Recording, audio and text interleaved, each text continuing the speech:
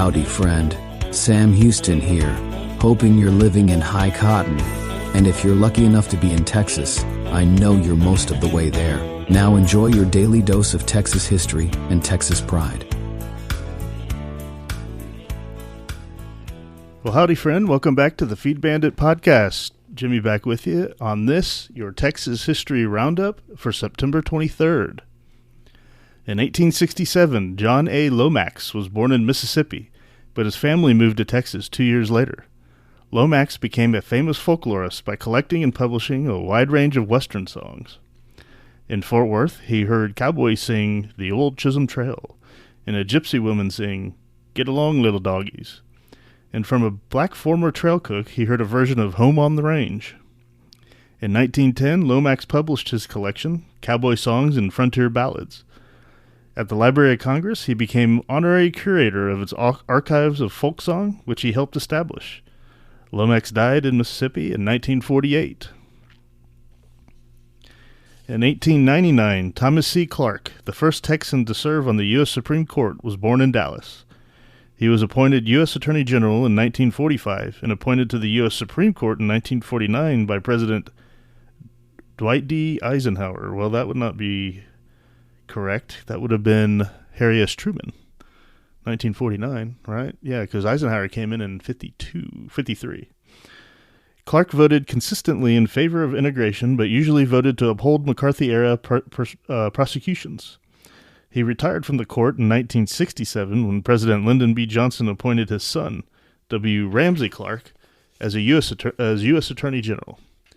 Thomas Clark died in New York in 1977. In 1900, William M. Rice was found dead in his New York apartment.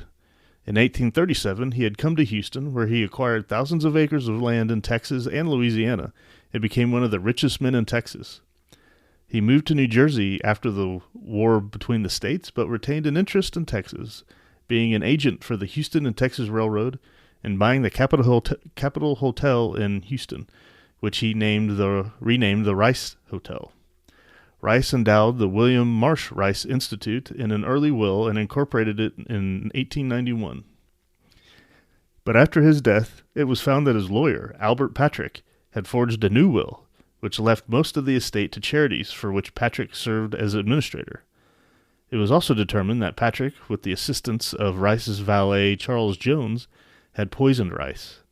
After extensive litigation, Rice's entire estate went to the Rice Institute, now Rice University, and Patrick was sentenced to death, but he was eventually pardoned. In 1912, the Rice Institute, now Rice University, opened in Houston on the 12th anniversary of William M. Rice's death. The inaugural class included 48 male and 29 female students, and there was no tuition, a condition in Rice's will. I wonder if that's still the case.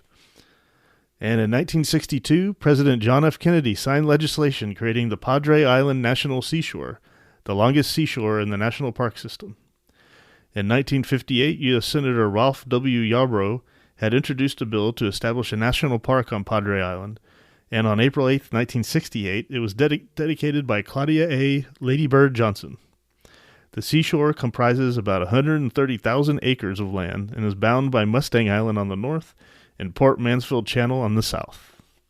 And that, my friend, is your Texas History Roundup for September 23rd.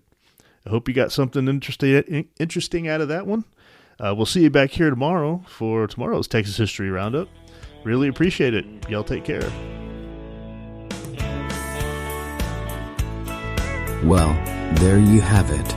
If you like our podcast, check us out at feedbandit.com. There you'll find awesome Texas First outdoors gear and apparel. Your purchase helps support the Bandits and keeps this podcast on the air, fighting for you and for Texas. Remember, preserve the tradition, protect the legacy. Until next time.